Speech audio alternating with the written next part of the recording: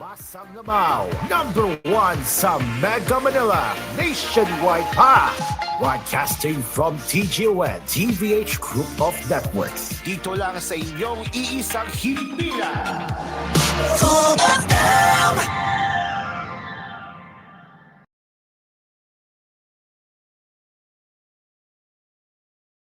You are listening to Cool FM, live from Cool Studios. This is Cool News at 6.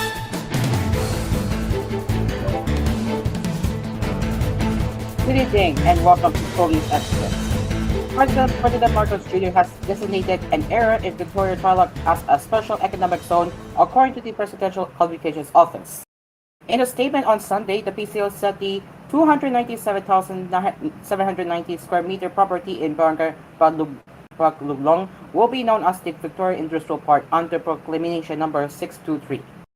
The PCO said special economic zones are selected areas with highly developed or which have the potential to be developed into industrial, tourist, recreational, commercial, banking, investment, and financial centers.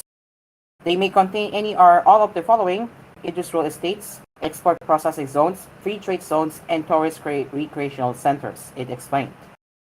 Areas may be established as eco zones in a proclamation to be issued by the President and subject to the evaluation and recommendation of the Philippine Economic Zone Authority, PEZA, based on a detailed feasibility and engineering study, it added. Under PEZA, investors receive assistance with registers and grant incentives. PEZA also facilitates the business operations of investors in export-oriented manufacturing and service facilities inside selected areas throughout the country or areas proclaimed as special economic zones. Citing PEZA's data, the PCO said there are 490 economic zones as of April 2023. 78 are manufacturing economic zones, 297 are information technology park centers, 17 are tourism export enterprises, 24 are agro-industrial economic zones, and 3 are medical tourism parks center.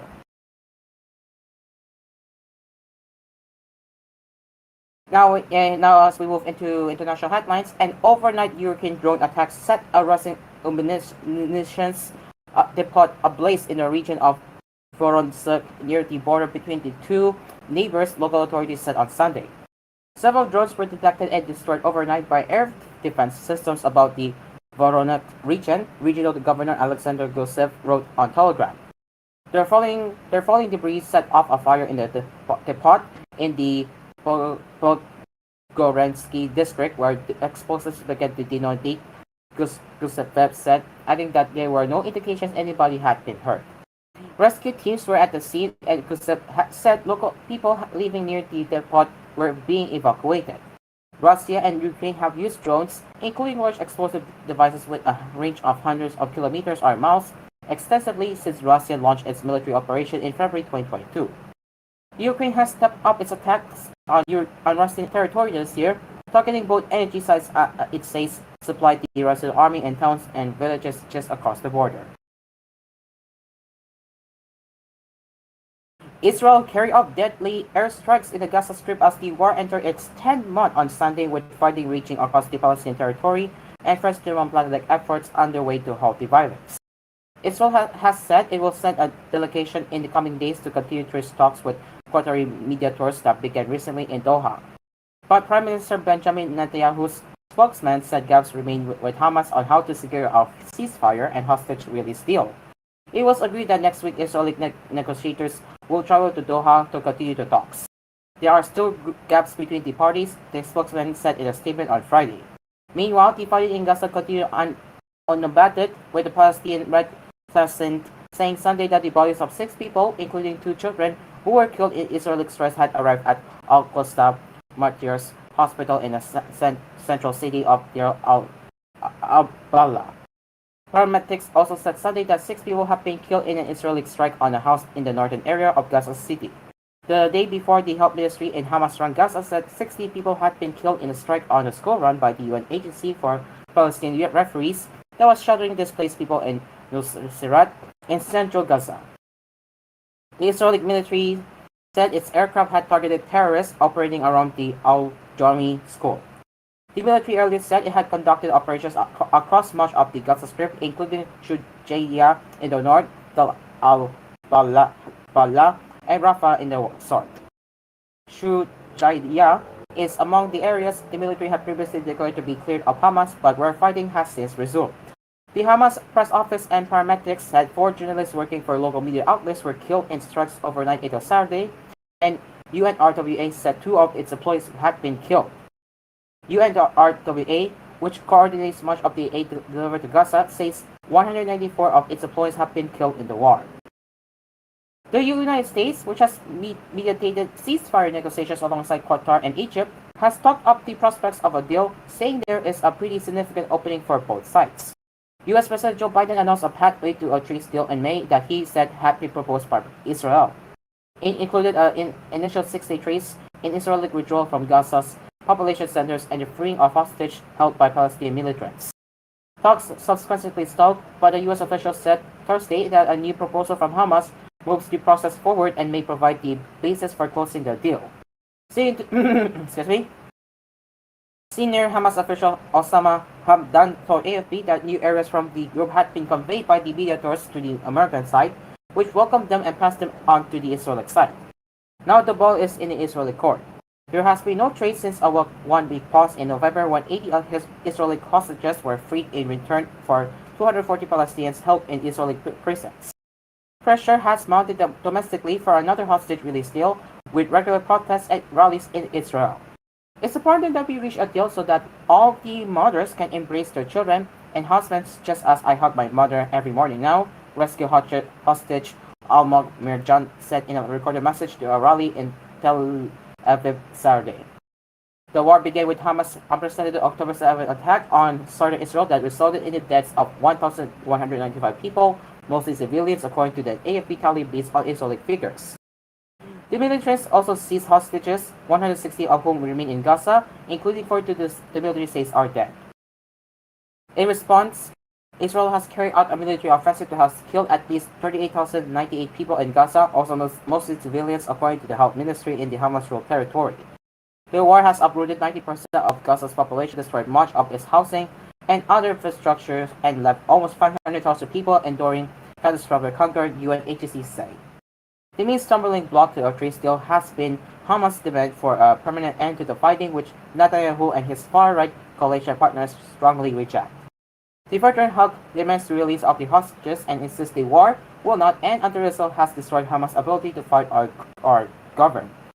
Israel and Lebanon's Iran-backed Hezbollah's movement have exchanged cross-border fire almost daily since the Gaza war began, but attacks have escalated over the past month.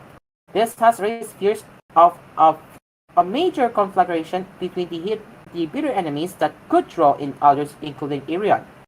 Israel's army said late Saturday that its jets had struck Hezbollah targets in southern Lebanon and troops had fired artillery across the border throughout the day. Earlier Saturday, sirens blared over northern Israel and the military said it had downed a suspicious aerial target and that 2 hostile aircraft launched from Lebanon had hit open ground. A source close to Hezbollah said an Israeli drone strike targeted a vehicle in eastern Lebanon Saturday, killing a Hezbollah official. Israel said he was part of the group's air defense unit. And now for sports, Brazil turned to its stiffly best to end Gilas Filipinos Olympic dream in the FIBA Olympic qualifying tournament on Saturday in Riga, Latvia.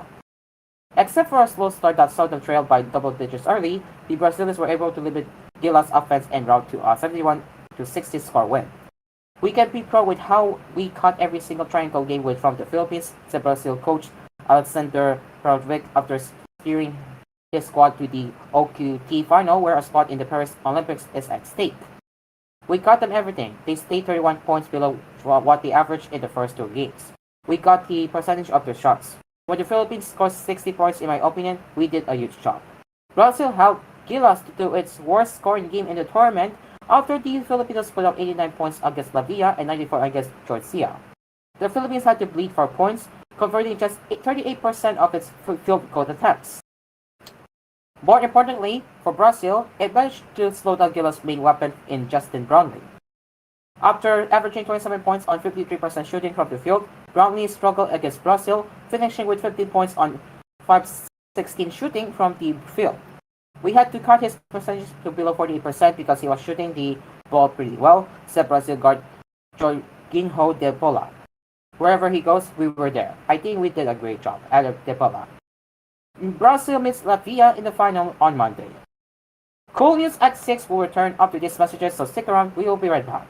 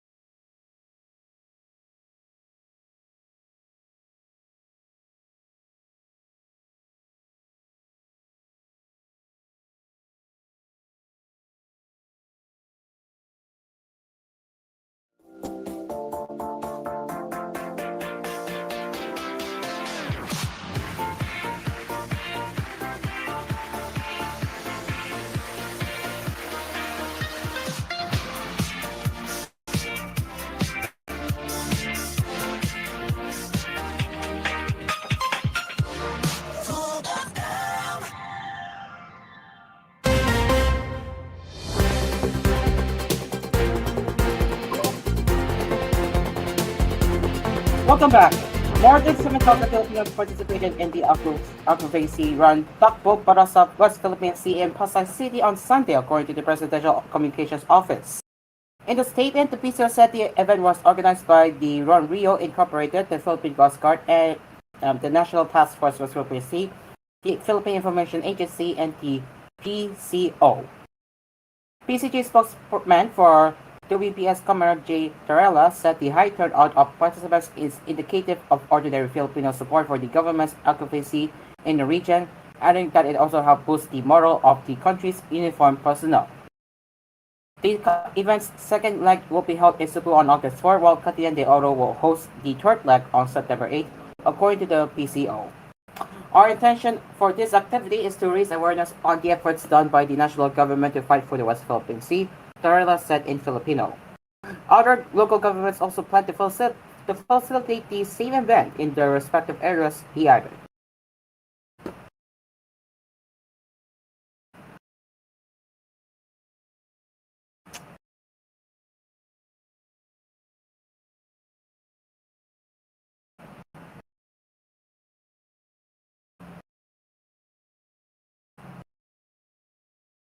Continuing with our sports news, as Vietnam stunned Belgium 25 to 23, 23 to 25, 25 to 20, 25 to 17 to sabotage the bronze medal in the 2024 FIVB Women's Volleyball Challenger Cup on Sunday at the Ninoy Aquino Stadium in Manila.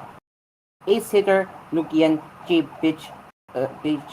Tuyeng exploded for 35 points on 34 hits as the Vietnamese, world number 34, stood their ground in completing an upset of the world number 30 Belgians.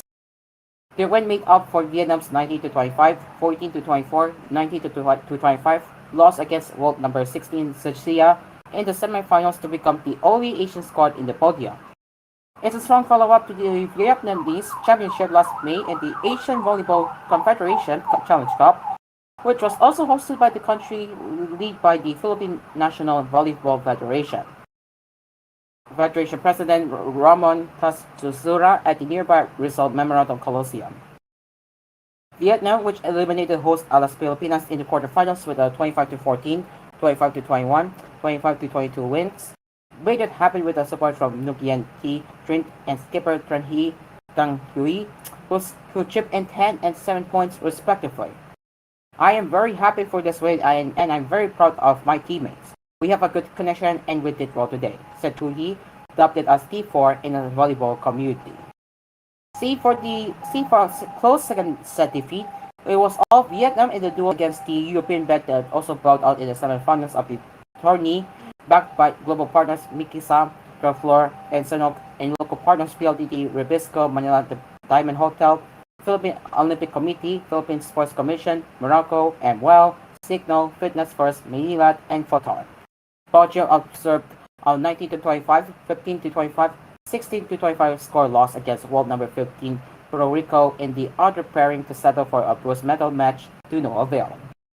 Mono striker Pauline Martin, Britt Francine had 14, 13, and 11 points respectively for the Belgians in the commemorable fourth-place finish. Puerto Rico and Sechia were to play at pastime for a Challenger Cup title and the coveted promotion ticket to the Elite Volleyball Nations League.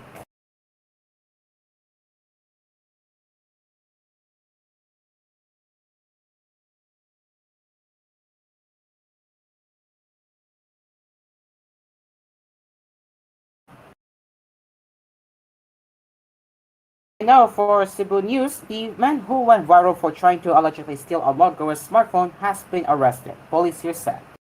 Mabalolo police confirmed that they apprehended a certain Jeffrey Cabreros in Barangay Carreta, Cebu City around 10 p.m. on Saturday, July 6. Based on initial reports, patrolling officers spotted Cabreros wandering in Sito Mayabehe in Barangay Carreta, apparently showing suspicious behaviors. When they approached him, one of the officers positively identified him as the man caught in the viral video. According to the police, further questioning and inspection led them to discover an unlicensed .22 caliber Black Widow revolver and small packets of illegal drugs worth 69,000 pesos from the suspect. Videos of a man trying to steal a smartphone in a mall arcade at the North Reclamation area in Cebu City have been circulated on social media. The suspect can be seen trying to cover his actions with a sling bag. The owner, who was playing at an air hockey table at the time, immediately noticed the man and went after him. The suspect can also be heard apologizing to the victim. Since the victim had been recording a video at that time, the entire incident was captured on her smartphone. Meanwhile, police said Cabreros had already been jailed before for robbery. He also reportedly admitted that he was the suspect shown in the viral video. However, the suspect allegedly told investigators that he only tried to steal a smartphone in the hopes of selling it to buy school supplies for his children. Cabreros will face charges for carrying an unlicensed firearms and violation of the Comprehensive Dangerous Drugs Act of 2002. He is currently detained in Malabo Police Station.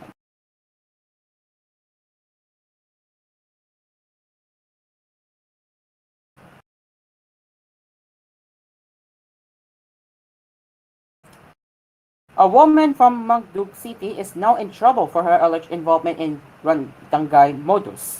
Police Lieutenant Colonel Wilbert Parrilla, chief of the Highway Patrol Group in Central Visayas, said that the suspect would allegedly rent vehicles from small rental service providers that she would find at the online marketplace and pump these using falsified documents.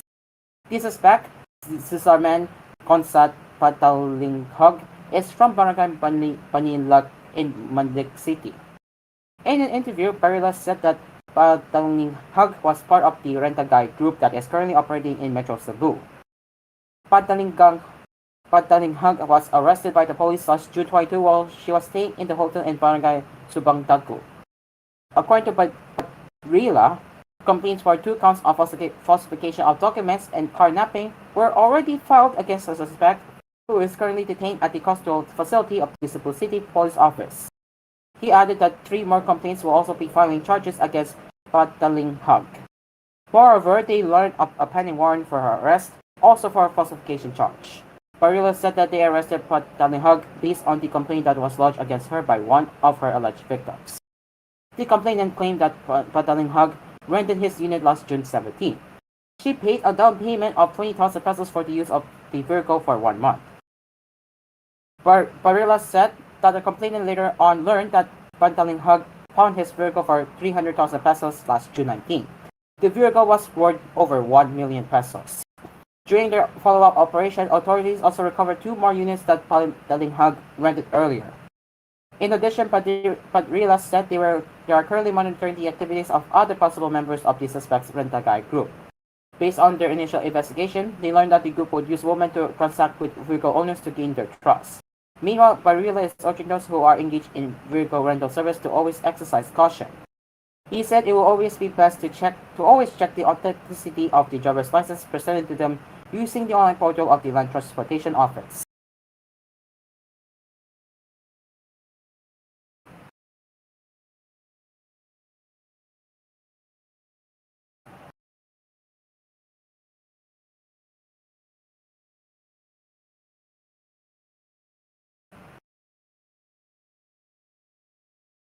And in entertainment headlines, the Philippines' Althea Ambrosio was crowned Miss Supranational Asia and Oceania at the conclusion of the Miss Supranational 2024 pageant in Sowice, Poland on July 6, which is July 7 in Manila. Her coronation also makes her the first Filipino woman to receive the continental title, and it came 2 days after Brother Espiritu became the first entry for the Philippines to advance to the top 5 of the Mr. Supranational contest. He finished 3rd overall. Ambrosio and Espiritu won in the twin staging of the Miss Philippines and Mr. Filipinas Worldwide in October last year, and officially received their assignments as the country's delegates to the supranational competitions in February. At the Miss Supranational pageant, Ambrosio advanced to the top 12 of the competition. Part Filipino Yuki Sonoda from Japan made it to the top 25.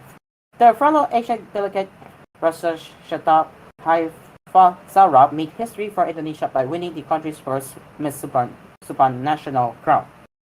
The Astra from the United States settled for the first runner-up spot, while heavy favorite Jasna Zletnikova from the Czech Republic finished as second runner-up. Brazil's Isadora Mutia was third runner-up, while Curaçao's Chantle Delo rounded up the winner's circle as fourth winner. Fourth winner one up. Meanwhile, Ambrosio's fellow Continental Queens were South Africa's Proguni Govender for Africa, Mexico's Andrea Sanet for the Americas, Puerto Rico's Florella Medina for the Caribbean, and Denmark's Victoria Larsen for Europe. Before flying to Poland for the international competition, Ambrosio has already crowned her successor as Miss Supranational Philippines, Tara Vancia, who was third runner-up in the 2024 Miss Universe Philippines pageant. She will compete in next year's Miss Supranational contest. Mutia Johanna Taho remains to be the lone Filipino woman to be proclaimed Miss Supranational. He won the title at the international competition's 5th edition in 2013. Last year's representative Pauline Amelis almost scored a second victory for the Philippines, but she finished as first runner-up. And that is it for koolNews at 6. As always, you can send a news tip to us at tvh.philippines.news@gmail.com. And we will be back with more headlines later with koolNews Prime Time at 9 p.m. tonight. I am Asmir, and this has been koolNews at 6. Good evening.